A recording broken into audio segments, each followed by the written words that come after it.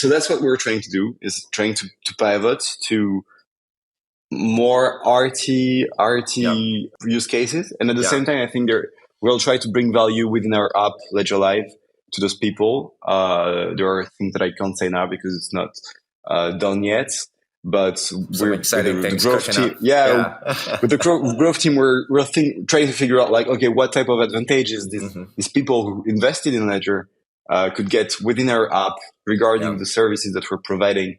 We're working on it. Yeah. Welcome to W3G, the official podcast for MySN XYZ and your go-to hub to learn the latest developments in growth and marketing in the wild and wonderful world of Web3. I'm Julie Octaviano, Head of Accounts and Operations at MySN XYZ. And I'm Blake Minho Kim, co-founder of MySN XYZ. Each week, we'll talk to leaders in the Web3 space about the state of the industry, what they're building, some interesting growth hacks, and best practices around all things Web3 marketing. W3G is a place to learn and get smarter in public, not only for those of us already in the space, but for the Web2 brands that are curious on how to transition over. We're all building together in this crazy space, so tune in each week as we talk to the best and brightest and keep uncovering insights so we can all grow together in the world of Web3. Today we'll be speaking with Ludovic Simon, Head of Growth at Ledger, the leading hardware solution and ecosystem for securing your crypto and digital assets. Ludovic is a longtime marketer and data whiz, and since joining Ledger in 2020, has been a key part of their evolution and growth from a hardware wallet to an all-encompassing privacy-oriented ecosystem. During our conversation, we talked all about Ledger's evolution as a company, the highest ROI growth channels, and where the future of Ledger is headed. This is a great chat and one you don't want to miss. So without further ado, let's get into it. Here's episode number 11 with Ludovic Simon. So we're obviously huge fans of Ledger here, right? And all the work you guys are doing to bring Web3 and crypto into the mainstream. Obviously, you guys are, at least for me, when I think about hardware wallets, you guys are one of the premier brands. So I think we're going to have a lot to discuss. But before we get too deep, we always like to start with origin stories, right? So particularly because the space is so new. So we'd love to dive into your own background, right? So how'd you get into crypto, Web3, and where you are today, at Ledger? Also your growth and marketing journey as well, of course, right? How do those things all come together into what you're doing today? All right. Okay, cool. So my name is Ludo. I've been working at Ledger for 3 years now. So I think I arrived just before the bull run, when the market Perfect was timing. super low market, but very exciting moments. And I think, so if I just talk about my crypto journey first, I think it all started in 2016. At the time, I was a consultant in data marketing, and I had an intern who was telling me, like, man, you're not buying Ethereum. You didn't understand anything about tech. You don't understand the future of technology. And I was in the data marketing agency. So I needed to be into crypto and to understand what happened. This guy only did one internship and then didn't need to work anymore. So it was quite fun, but he onboarded me. So it was super cool. I purchased my first crypto lately in 2016, I guess. And then I moved to the US, very interestingly, when the market was down, but there was this Robinhood thing that's really started to come up, and people were using a lot of Robinhood. And I was like, wow, Robinhood really looks like what crypto does. It means, like, you can really have access to stock investment super easily, like I used to do on Kraken 1 year and a half ago. And I was like, okay, if these guys put some crypto in their app, it's going to make the market boom again. That's what was my thought. So when I came back to Paris, I wanted to work in crypto, and there was Ledger. I wasn't super knowledgeable on hardware wallet at the time, but I felt that this company had something very different and they were doing something amazing. So I wanted to be part of this, and I joined Ledger in 2020 at the beginning of the pandemic. So quite funny moments. And so far, it's been an amazing experience. So that's for the crypto journey. And growth started a bit before. I think I used to do growth hacking or growth marketing before we were really talking about growth. We were talking about user acquisition at the time or business development. It was in 2014, 2013, 2014. And at the time I was working as an intern for startups, who just hired me to find clients and like, how can we sell more products and find clients? That was the goal. And at the time I tried to scrap some data, scrap some information, crawl some websites and find contacts and contact people. It was the start of my Web2 growth journey. Now at Ledger is very different. Now it's been about building a team from 1 to 10 people now, scaling big, important revenue targets and across different business units. So maybe we'll talk a bit more about that, but yeah, we'll get into it. I started as a growth hacker internship to now head of growth at Ledger with a team, different objective, very different strategies and ambition with Web3 now as a new component. Super exciting. So that's what I'm working on right now. I love that. That's quite the journey. I really appreciate you kind of diving into all that. And excited to dive into Ledger, right? And what you guys are up to today. But Julie, do you have a...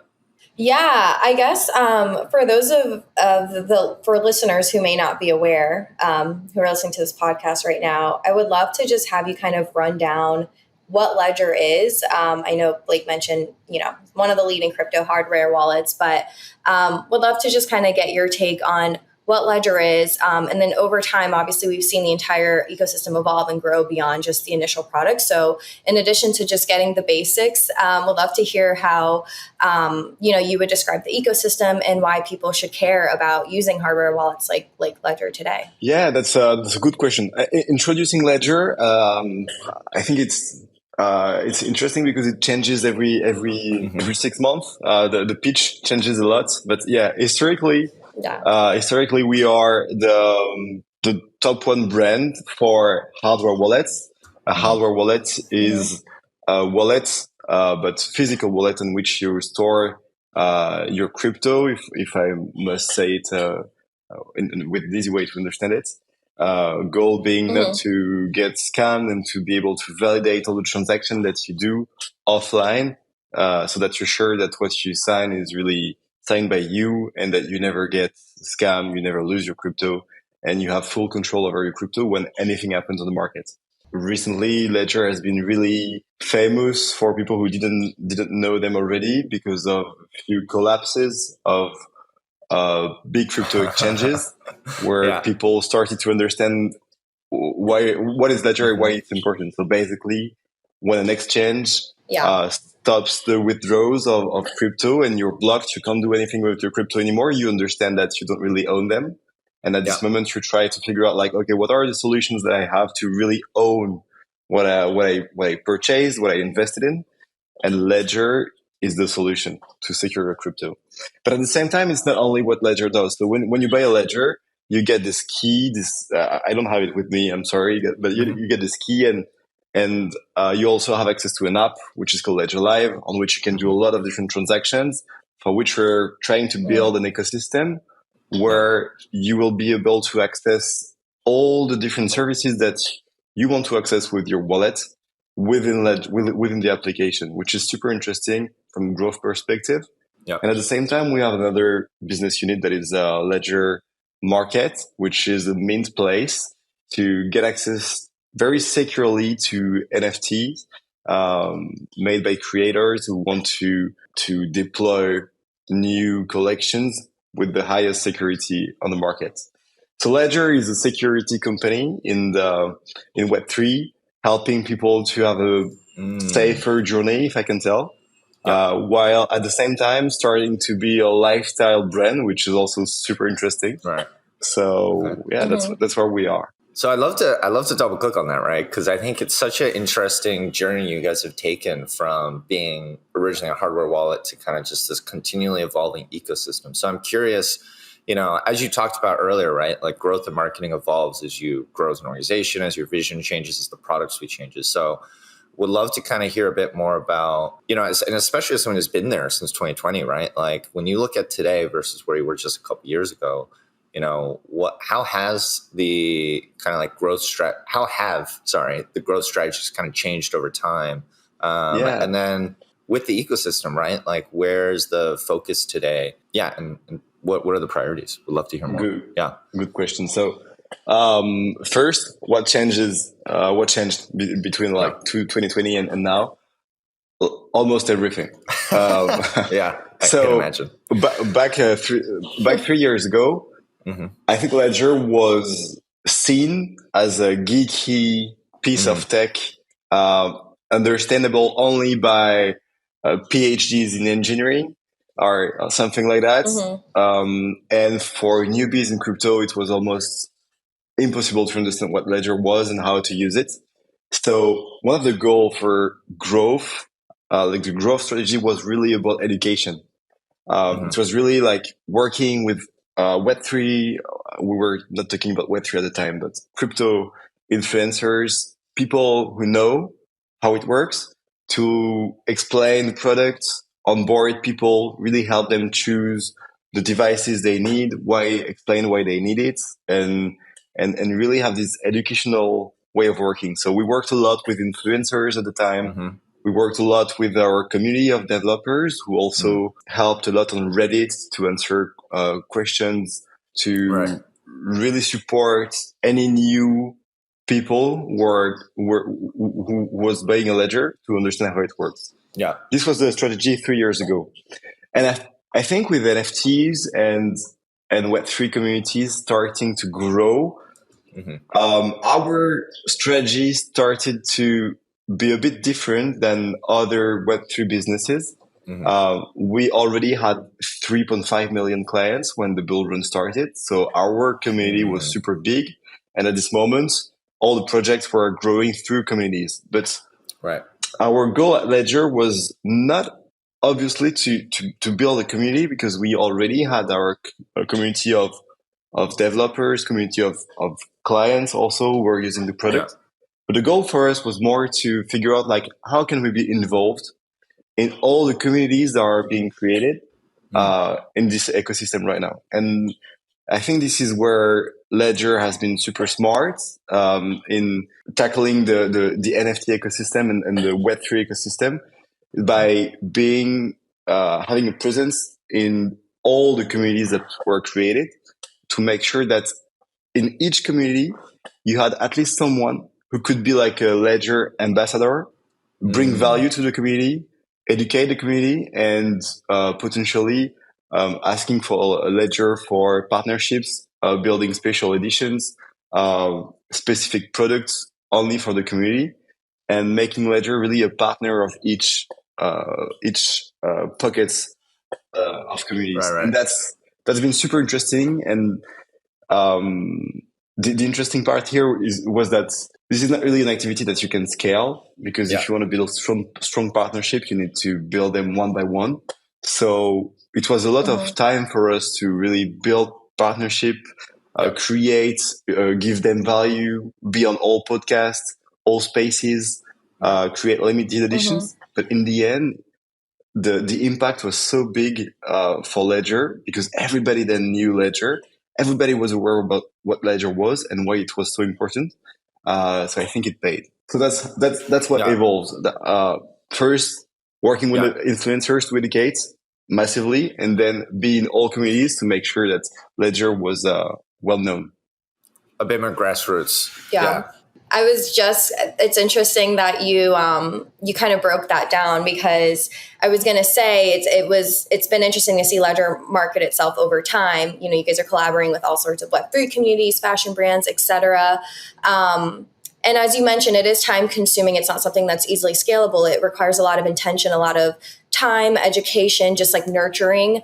And I guess I would love to hear your thoughts in general, like just taking a step back on the original question of how has growth strategies or marketing changed over the course of, the 3 years alone that you've been there.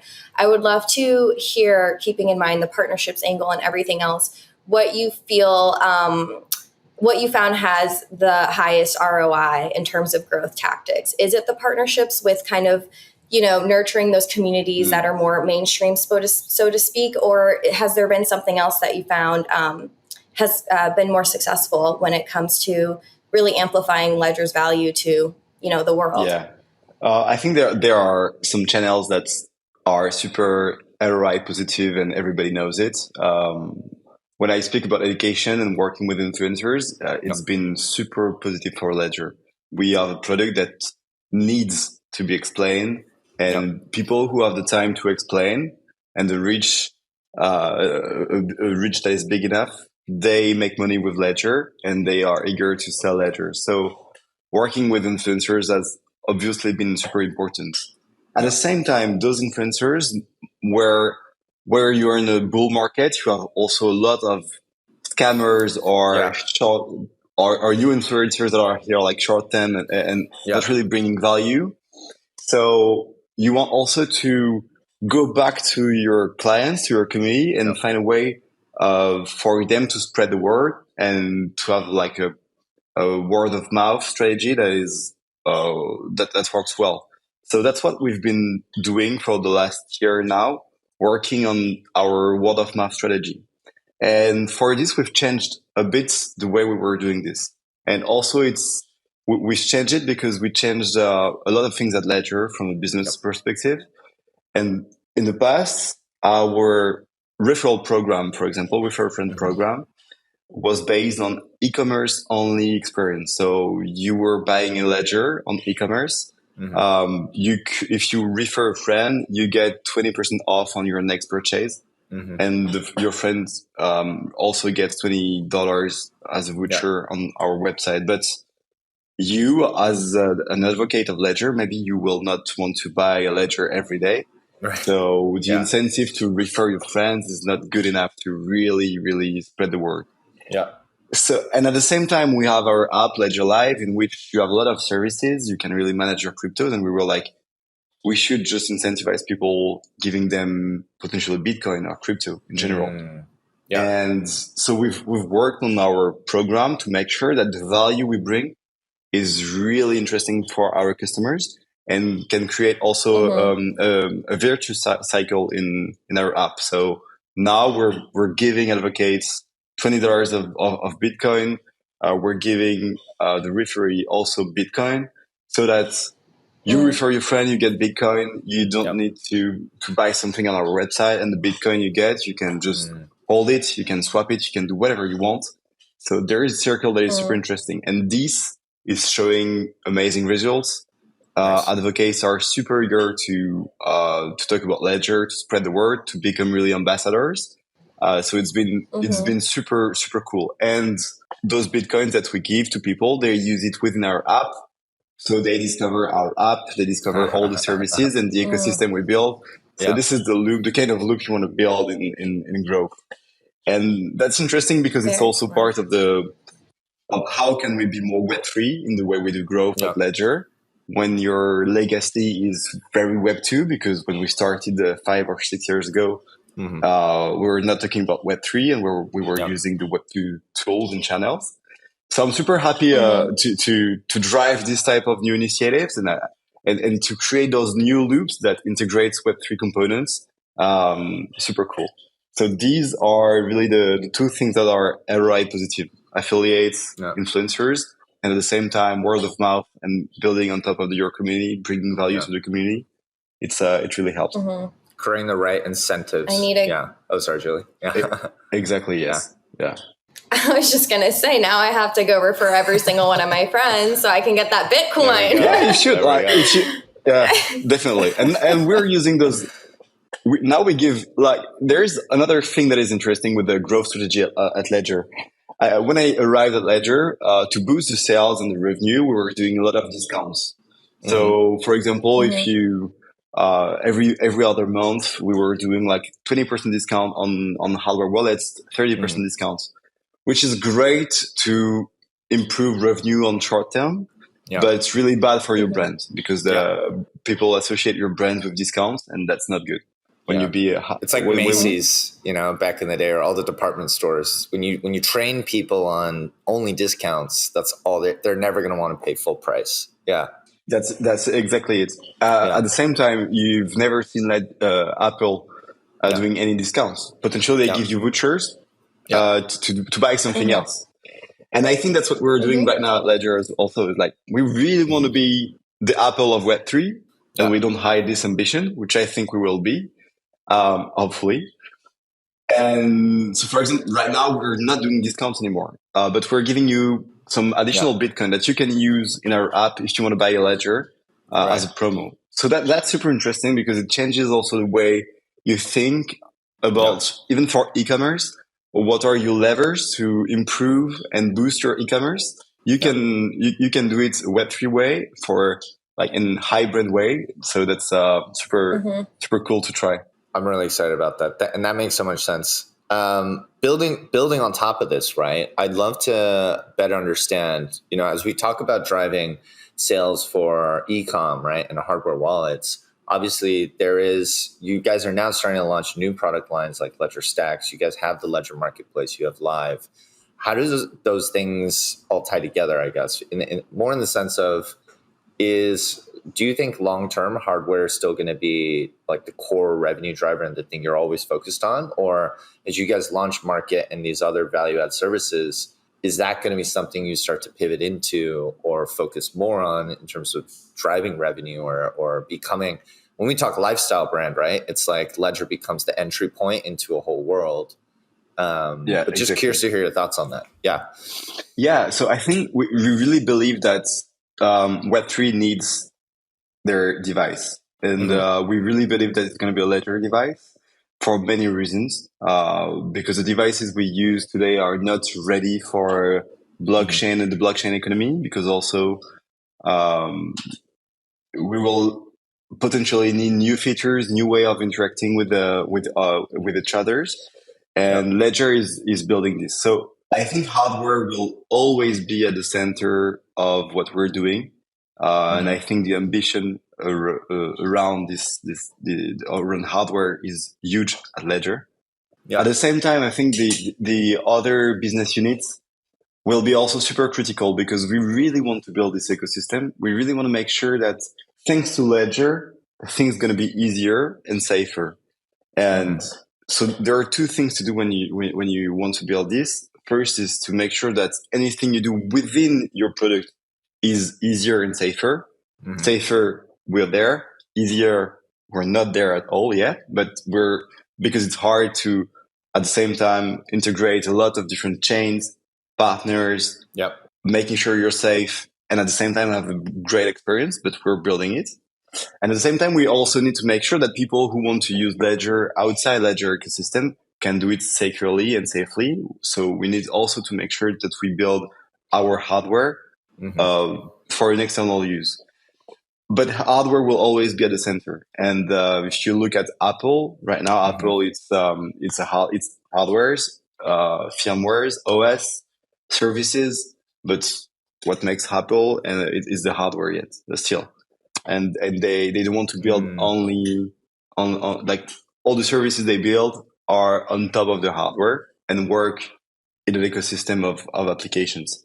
That's really where we want to go. So I don't know if it answers your questions, Blake, but that's the central piece. And with a new product that we're building, so we are producing right now Stacks, which is our new hardware. The goal of Stacks is really the ease of use with bigger screen, new design.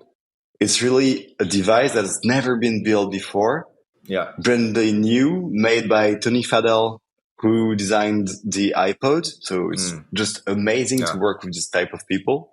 And we really want to go this direction in the future. There will be other types of hardware devices in the future that will be built. I think it's going to be revolutions for Web3. And I think that when everybody will use Web3, I'm sure that everybody will have a ledger. That's for sure. Hardware is still super important. That makes a lot of sense to me. Because I think even when I've been following, obviously, like the Stacks upcoming launch pretty closely. And it's been so interesting because I think in my own mind, the mental model is a little bit like, it's kind of like a smartphone, but not, or it's like like you said, it's a ledger with a bigger screen. And so it's kind of fits in, it doesn't really fit any one category, right? It's an entirely new space. Yeah, so the lucky thing is right now, if you look at our Ledger Nano X, which is our premium product right now, we are in the USB driver category on Amazon. Yeah. I think with Stacks, we will be in the Kindle category because we have a Kindle and it has screen. e-ink. Yeah. So there is there is no category for these devices. There is nothing really. Nobody built this before. Yeah. It's brand new from the UX, security, tech. Yeah. Everything is new, which is super exciting. So it's a central piece of the strategy, and it's going to stay like that. Yes. So this actually leads me to kind of a bit more of a philosophical question, right? Which is, I think, zooming out, and something we talk about all the time here at Mycen is, when we talk about Web3, it's still, and I know people say it all the time, but I really believe it really is still, 2017 was too early. I think 2020, this last bull run we're still early, but it's starting to happen, right? But then there's question of like, if Web3 is like less than 1% of the world, the other 99% is here. What I'm curious about is, well, I guess number one, it's like TAM, right? Total addressable market. There are only so many Web3 users today. So then the question is like, how are you guys thinking about starting to onboard and red pill more non-native crypto users into the ecosystem? Because at the end of the day, like, all of us can only grow when the rest of the world starts to enter this space. So I'm curious, like, if you guys have any initiatives or if there is some kind of thinking there in terms of how do we start to market Ledger and onboard people more easily into Web3 and crypto, whether or not it's you guys leading in charge, whether it's through partnerships, whatever it is. Just curious if that's something you guys are thinking about as well. Yeah, that's a good point. That's a good question. I think we changed our mind a few times at Ledger thinking about this question because we really think that helping people to onboard in Web3 will be, of course, critical in the future. At the same time, we believe that it's not our role to have people enter in Web3. Well, it depends how you will enter in, but we see that we are good at transforming people who are on exchanges to people who are on Ledger. So our target is more like people who start to buy crypto, have an interest. For NFT, it's a bit different. For example, NFT, you self-custody almost all the time from the beginning.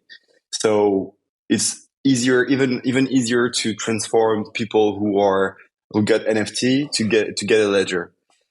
And we don't know where the market will be for the next bull run, but what for sure we want to be there when it starts. So what we do at Ledger to prepare this, we make sure that any way the growth will come from, we will be compatible, and our products will work with the technology or the type of market that comes in. If it's gaming, we want to make sure that our products can be used with Web3 games.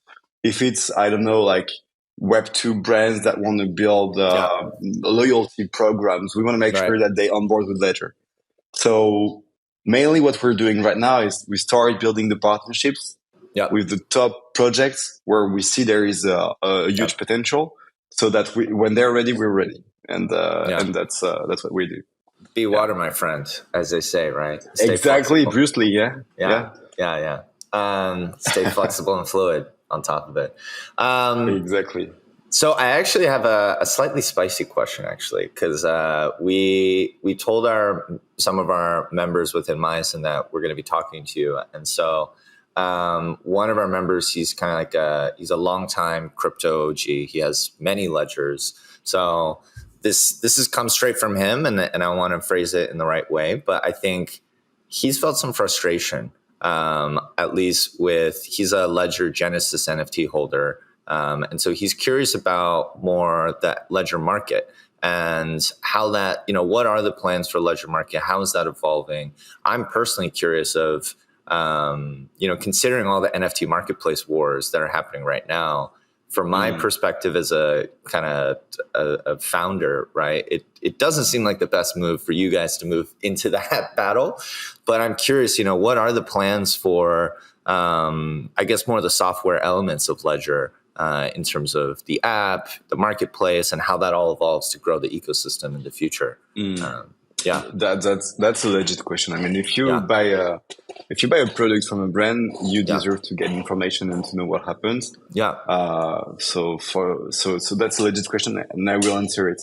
Yeah. So I think ultimately what we want to do with Ledger Market is to make sure that anyone who wants to start creating collection as a collection builder can do it safely, securely, and offer their community a very safe way to buy. Yeah. So that's the values of Ledger anyway. Security, privacy. That's our values. Which at the same time, to make sure that our community also knows about this platform and that our community is also helping creating this ecosystem of very secured platforms for Web3. We wanted to build the market pass, and we struggle, if I can be honest, and I think there are things that we did well and things that we didn't do well.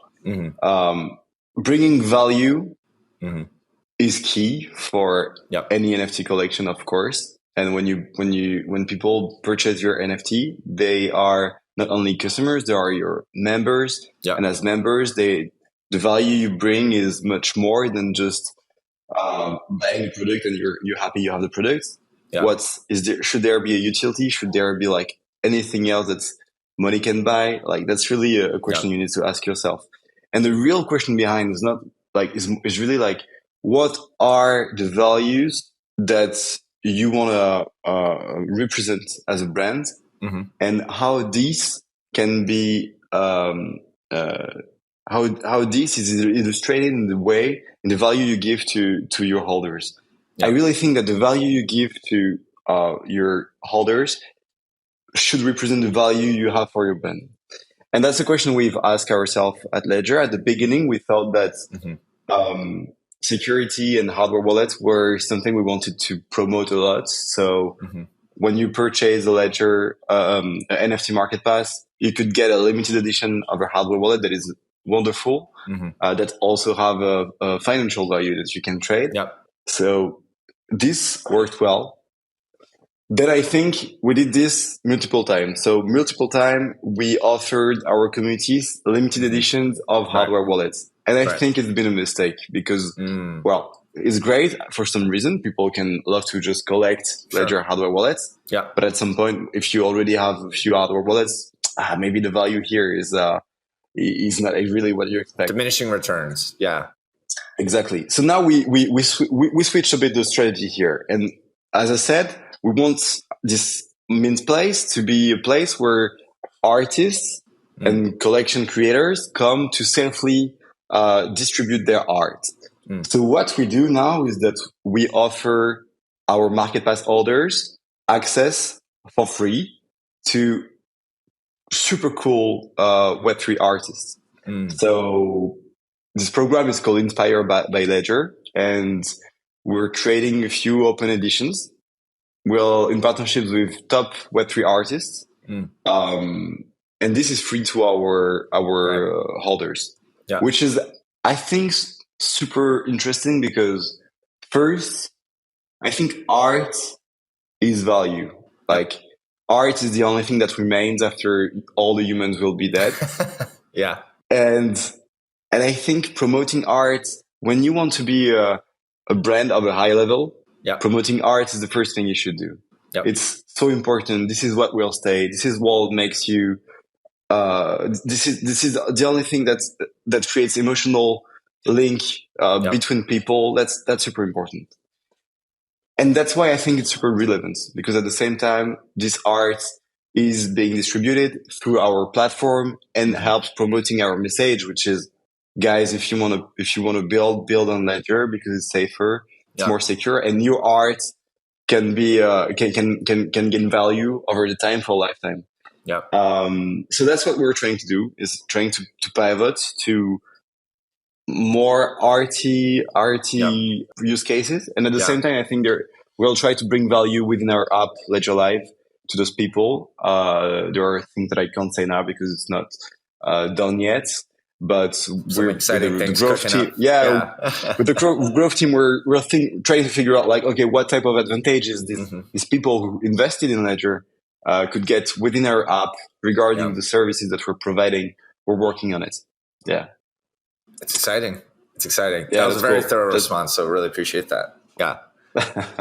Yeah, no, that's cool. I mean, we're building all together. So Yeah. I when we built the market pass, we didn't really have any other brand that we could compare with, because you had Web2 brands that's just trying things out, but they don't have the security things and security challenges that we have.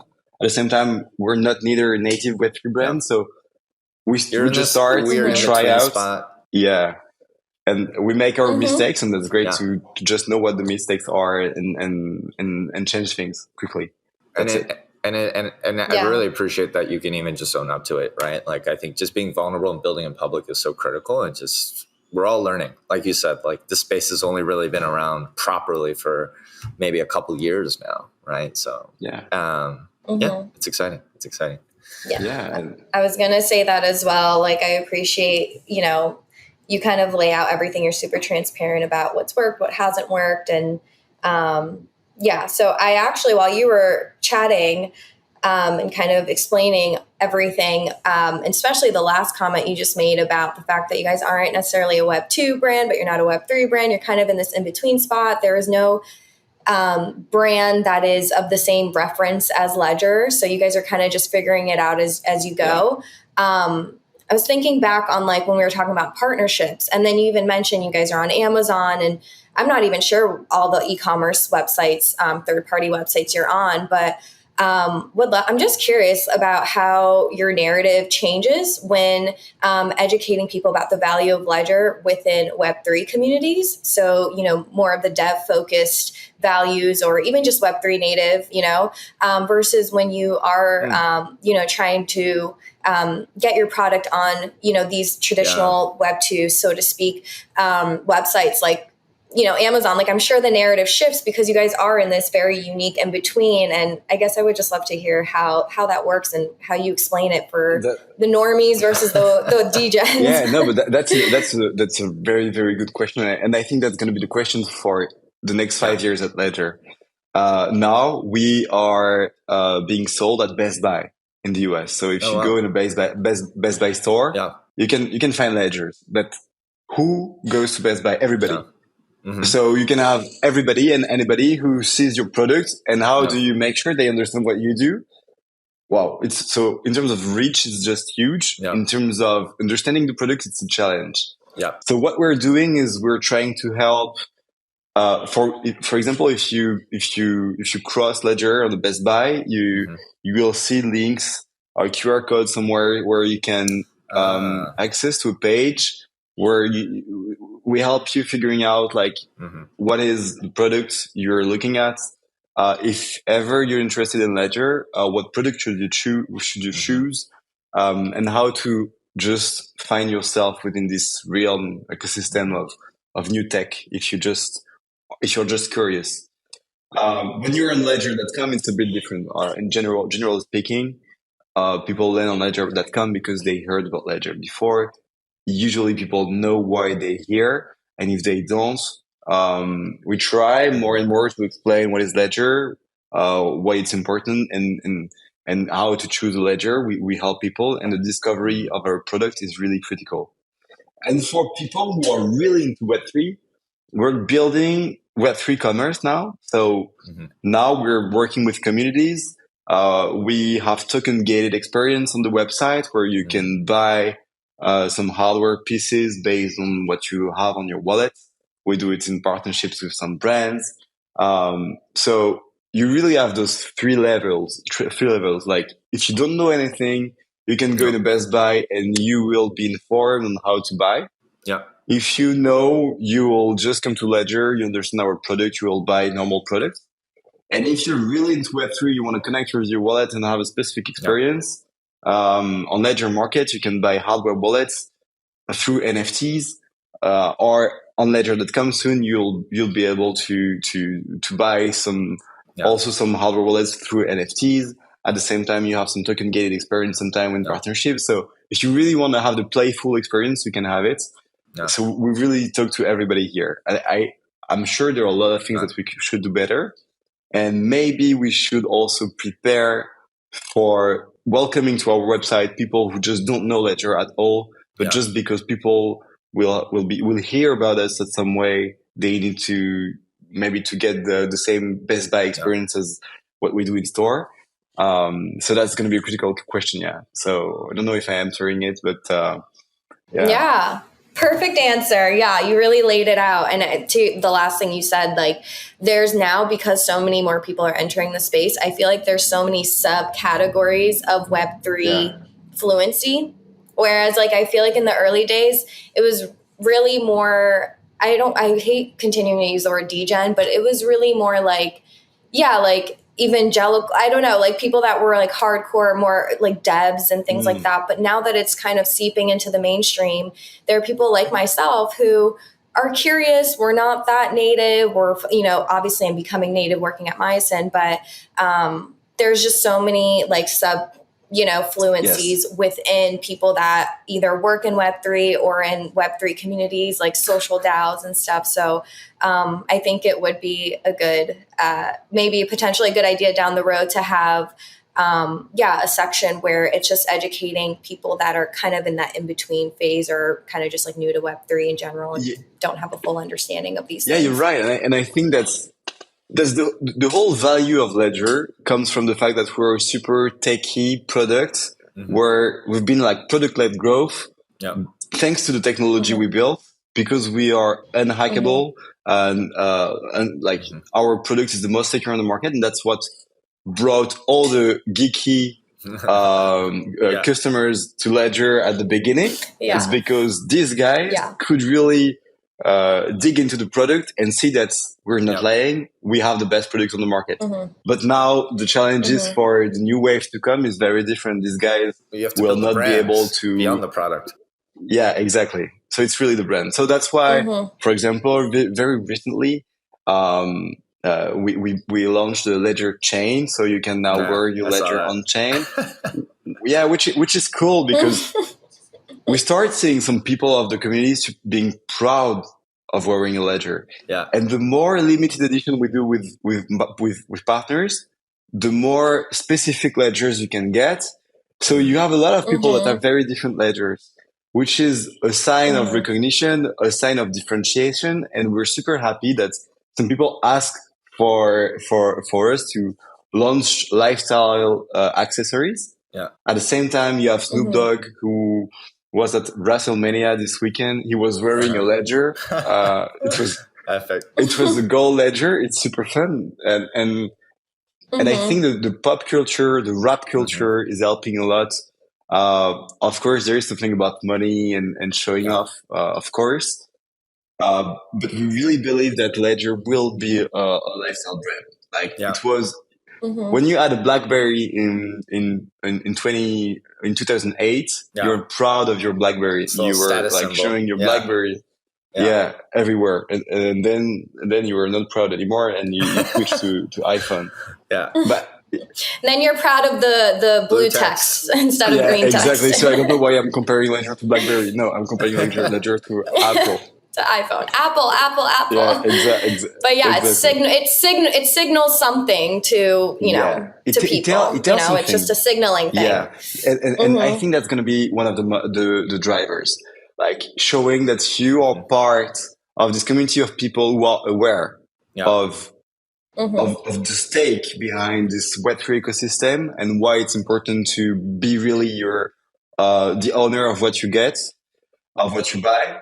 I think people who will understand this will have a competitive advantage on the others, and you will be proud to show that you know.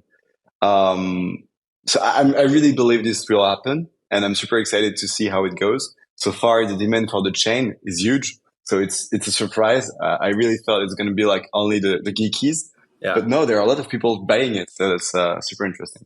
I think that's indicative of the good work you guys are doing. Because I mean, just to be totally transparent, like I've never bought a hardware wallet. I do not personally own a Ledger. I've thought about it many times, but for me, I'm actually pretty interested in the lifestyle element of it, because I think as someone who works in Web3, but most of my friends don't, like outside of my work, there is something really interesting about that social signaling of, hey, like if you know, like, so for me, like exactly. I have a Lens protocol hat that says touch grass. So if you know what Lens is, or we can talk about it, but if you don't, whatever, right? It's a cool hat. Okay. Right. So if you prefer caps over hardware wallets, I can send you a Ledger cap. That's fine. Send me a hat. I'll wear it proudly. But I am interested in jewelry aspect, honestly, so I might have to look into that. All right, cool. So I think we're almost at the end here. So we're going to wrap it up with a couple questions. So we'd love to dive a bit deeper into just to round it out, right? So I think as you guys have grown and become really successful in a lot of ways, I think the latest news is you guys recently announced your fundraise, right? $100 million or euros plus. So with that in mind, right, like what is, as much as you can say without, violating anything, right? But what's on the roadmap for you guys, end of this year, the rest of this year, I guess, and beyond? Where's it all moving?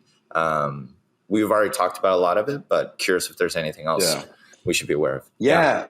So I think so this raise is an extension of the Series C we did 1.5 years ago. Yeah. One of the stake behind this raise is around stacks and our stacks product. The goal for us now, we had so much demand for stacks that we needed to stop the pre-orders of the product, and now we need to ramp up with the production.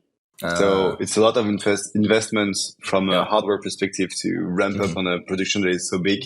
Yeah. So I think there will be a lot of money for this. Of course, we are also investing a lot on R&D, security, which are going to be critical in the future. And I think the story doesn't stop after stacks. And we're also preparing for the next market, the next bull run, preparing for the next market.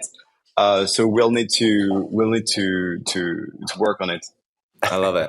Are there any? So that, yeah. Oh, yes. sorry. Okay. no problem. So I think we'll work on building on top of what we have right now, and that's mainly why we raise again. One last thing, I actually just thought about this is geographies, right? Like where has Ledger historically? Where have you guys typically been selling? I'm assuming mostly Western markets, but also some penetration in global markets. But is that also a priority, and is that shifting and evolving as you guys grow as well? That's an interesting question, because there are, of course, the US, Western countries are top market for Ledger. So you take the list of the richest countries in the world, and that's almost the same thing for Ledger in terms of business priority. But at the same time, there are some countries that really are into crypto much more than Western countries. For which Ledger is not super affordable, and shipping is also super expensive. So we're working on how to really develop Ledger in countries where access to hardware wallet is should be easier. So you have countries like Turkey, Brazil, India, that is huge. Nigeria, that is also huge. We're not as good as we should be there. And of course, there will maybe never be as big as the US. But this is where a lot of things happen in terms of Web3. So that's a challenge from a growth perspective, because it also relates to the challenge of the product and the shipping, and like physical challenge in working in a worldwide ecosystem. But we're working on it. Yes, coming soon. Coming soon. Coming soon. Yeah, you can get delivered there, but it's a bit expensive when you're in Turkey or in India. Yeah. Even Brazil. I mean. Yeah, even Brazil. Exactly. Should we round things off with rapid fire? Yeah. Okay, great. So we are gonna ask, I think we have 3 or 4 questions? 4 questions. It's called rapid fire questions. So pretty self-explanatory. We'll ask them, answer first thing that comes to mind as quickly as you can, and we'll just boom, boom, boom, go down. So I'll kick things off. First question, what is a Web3 project, not including Ledger or anything you're involved with, that you're most bullish on? Myosin. Aww. Appreciate that. Very speedy. All right. No, that's a good one. No, keep going. Actually, I didn't know about too much about Myosin before meeting you, Blake, a few weeks ago. And I really believe in what you're doing. I really like the idea of we build all together with this type of decentralized agency. If I don't know if I'm summarizing well, but I really like this idea, and it's really relevant. I think it's very relevant. So I'm really bullish on Myosin. Really appreciate that.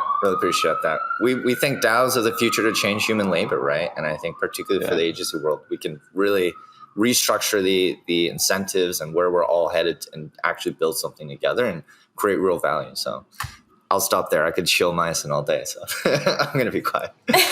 I'll ask the next one. Julia, that's cool. Yeah. Go for it. So this one's a fun one. We've actually had some really interesting responses, but what is your biggest professional learning from 2022? Or I guess now it's April, so this year as well, but over the past year and a half, biggest professional learning. Do you know like Y Combinator's cheat sheet? There is one sentence that is do things that don't scale. Yeah. We say that all the time. Yeah. Do things that don't scale to scale. Yeah. Yeah, and I think when you work at Ledger, that is quite a big company in the ecosystem, with a lot of clients, you won't scale everything. But actually, you figure out sometimes that doing things that don't scale have much bigger impact when you do it well than wanting to scale everything. Yeah. And that's really what we learned last year, that I learned last year, is that I tried things that didn't scale. Yeah. But we did it well, like limited editions, that type of things, with brands, partnerships. So it had a lot of impact in the end. And a lot of reach, and that was super interesting. So do things that don't scale. That's what I learned. Same thing for when you build a community. Like don't try to build like 1,000 or 2,000 community. It's hard work. Got to hand crank the wheel. Yeah. I second that. We both know like great examples about the community that have been built. Super close and have a lot of engagement, like Safari or any others that we're in. So do things that don't scale. I think it's super important. I love that one. That's a good one. Nice. All right. Third question. If you had $1 million, what would you build in Web3 today? Again, outside of, anything you're currently working on. All right.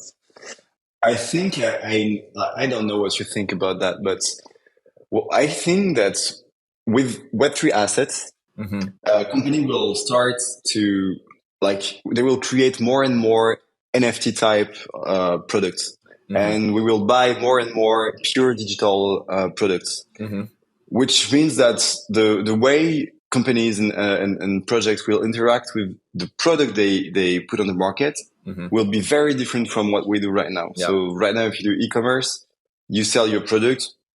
You don't really know how your product is used in real life, and you don't really know how it's traded. You don't know the secondary market. But I really think that when you start building in Web3, people will start to sell through e-commerce product that they can follow over their lifetime, that they can influence over their lifetime, and there will be like product lifetime value. Yes. If I had 1 million to build something out, I would build new analytics platform for product lifetime value analytics. I think it takes 2 years to do, but to do an MVP, but I would do it. And and I think it will be much needed in the next bull run, and I'm quite bullish on this. So very specific, but you had a great Twitter Yeah. thread about that. I actually Yep, bookmarked it and sent it in our newsletter. It's we'll drop it in the show notes. Ludo has a great cool, nice kind of discussion of traditional how you think about LTV from an e-com point of view versus how with blockchain products, you know, even though the product may change hands, the value continues to accrue in terms of products. Exactly, and so really cool. It changes the way you it changes totally the way you want to interact with people who hold your product, because you don't even know them after a few moments, few months or years, but your product's still there, and you still need to bring them value. So, what are the tools? What are the strategies? That's going to be super interesting. I want to be there. So I will try to be there with Ledger. The world's changing. We'll see what we can exactly. do. All right. Is the last one me, Julie? I think. Yeah. Okay. All right. This one's a fun one, which is just we are in the middle of a bear market. Sometimes it feels like it's a bull market again, but probably not. We're in kind of a weird time in 2023, but obviously bear markets for builders. That's what we're doing. But with that in mind, I guess the question is craziest predictions in Web3 by end of this year. What's the craziest thing that you think is going to happen? Any part of Web3, whether it's something blowing up, regulation, adoption, price movement, whatever it is. What's the craziest thing you might see? Well, if I knew, I would get the $1 million to be able to buy to build. Yeah. I think. Well, my last investment has been in ordinals, Bitcoin ordinals. Yeah. Interesting to see how this thing is going in the future. Yeah. Bullish, bearish, but yeah, I'm quite bullish. I've tried to buy some Bitcoin apes. So it's going well. At the same time, I think I think we will have one surprise in terms of gaming. There are so many really big enterprise level studios that are working on Web3 game right now. There are, at the same time, you have like Yuga Labs and other projects that are working on their metaverse. The first one that will show up with a game that really works with full Web3 experience, I think could be a good surprise in terms of market and gaming adoption for Web3. I'm very bullish on gaming in the next 2 years. We may have the first interesting projects that goes out this year, potentially. I would say that's where we can go. I'm excited. Otherwise, I'm not bullish at all in terms of crypto. I think it's not a bull market yet. No, not yet. It'll come. But next year we have elections in the US next year, halving next year. Yeah. Well, 4-year cycle should start again. So 2024 will be, I'm bullish on 2024. I'll roll and write it out. Let's see. We just need to get to the next year. Excited. What about you guys? What do you think? I agree with you on that, right? So I think gaming is going to happen. I think there's going to be probably some significant pieces of legislation, potentially. I don't know. I think we're long overdue for that. I'm coming from an American perspective, of course. I think we have a lot of lawsuits with the SEC happening with Coinbase and all the others. So I'm optimistic there will be some big regulation coming down the pipeline. And I think I don't think the bull market's going to hit end of this year, but I think it may start to come back towards the end of the year. Because I think if you look at the halvening, right? Halvenings, I forget exactly when it is, but it's happening next year. But typically what you see is the run up to the halvening is when the market starts to pick up again, right? And I think, like you said, right, with mainstream adoption, with gaming, with onboarding more people into the space, I'm kind of an ETH maxi, right? And with ETH's, tokenomics and how that's all become deflationary with 2.0 and Shanghai coming out very soon, unlocking liquid staking, I think there's a lot of opportunity coming down the pipeline. So just keep building, buy more ETH, never sell, and we'll see where we get to. Yeah. Do you think that Shanghai has been priced yet or not? I think it's like everything else. Buy the rumor, sell the news, right? So I think it is priced in. I have no idea what's going to happen when Shanghai comes out, but I am confident that if you look at, and I think most people are kind of on the same page, right? If you look at all the other blockchains, it's close to like 70% staking ratio. ETH is at maybe 20%. But number one, I think Shanghai will happen. I think it will be successful. So even if we may see some short-term price dips, I think longer term, it's the best thing that could happen for this space, because now everyone's going to be on Lido, Rocket, and all these others. So long-term bullish, because now even more supply is going to be staked and locked up. And that's good for all of us. All right. Yeah. Cool. That's just me, not financial advice. Just putting that out there. Yeah. I think. Well, Julie, how about everything? you? Do you have any crazy predictions? Yeah. I mean, this is not like crypto tokenomics or any, financial related, but going back to the DAO conversation, I think that a lot of companies, either new or current organizations, especially agencies or any sort of service type organizations, which essentially are agencies, are going to transition over to the DAO structure. And I think that's going to give way for a lot of states. Again, in America, this is, a US point of view, but I think a lot more states are going to start to recognize DAOs as, legitimate organizations that, could be registered alongside the others. So, yeah, I think that DAOs are going to grow significantly. I think people are just going to have a better understanding of the infrastructure of, the governance of DAOs and how it benefits them as employees or 1099s or whatever that may be. So yeah, that's probably like the biggest one that I think. And then this is pretty basic, but obviously I think mainstream adoption is just going to continue to escalate. I think that a lot of mainstream apps, Web2 apps that we use today, like, social media apps, things like that are going to have a Web3 component, which is going to just further accelerate mainstream adoption to the masses. But everyone thinks that, not a hot take, but I think the DAO thing is definitely going to... the DAO thing is super interesting, because when you think like on what you're doing, guys, with Myosin, that's... With DAOs, DAOs really fits with the freelancing model. Like if usually when you want to be freelancer, it's also because you want to be free. You want to manage all the components of your job, and you want to have the full control over what you do. At the same time, you want to be your own boss. You want to make your own decisions and choose your clients. And DAO is a way to keep all of these advantages. I mean, best of both worlds. While at the same time have your like collaborators, if you can tell, or other members of the community that you can share things with, the clients, the knowledge, and everything. So I think it really fits with this freelancing mood that is like pumping, of course, since product community fit. Yeah, exactly. So I'm curious to see in the future how DAOs are used by freelancers and in communities, in like business communities, or it's gonna be cool. This is something I talk about all the time, which is I think, we're running a little over, but I mean this is a great conversation, so let's keep going. But I think when people talk about DAOs, right, like it's such a broad category, and we can't fit. There are many types, right? And I think certain things have been work. Right, where it's kind of like Uniswap or like DeFi protocols. I mean, Arbitrum, right? We're seeing the complications of what it really means to be a DAO. But I think that makes a lot of sense. But then I think service DAOs are kind of like the next.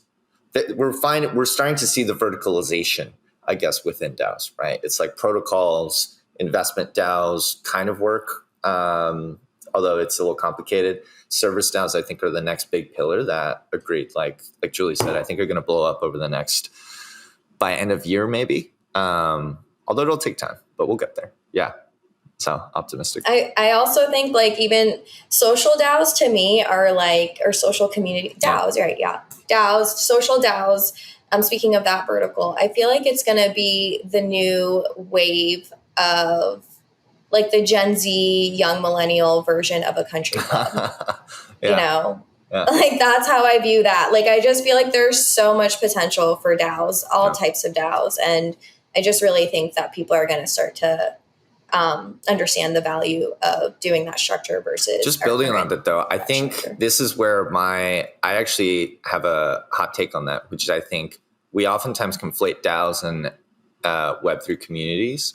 My take is because I think what DAOs are really good at are organizing and aligning incentives, generally in terms of, but to do that, generally you need revenue, you need cash flow, you need some kind of mode of exchange. And I think for a lot of social DAOs, the challenge has been always like, yeah, we'll get together, but then when you have to do the hard work, it's like, where does the money come from? And it's either all the people in the community have to put in a lot of money, which is hard, or there needs to already be some money, or there's going to generate cash flow. So just to build on that is I think there are a lot of communities that may try and be DAOs, but does everything have to be a DAO? Like, can you not just be a community and then have a shared bank account, but you don't need all this extra infrastructure on top unless you have a clear way to generate revenue? So that's just like my build on top of that, right? Is and I do think like the nouns model, right? Like there are nouns,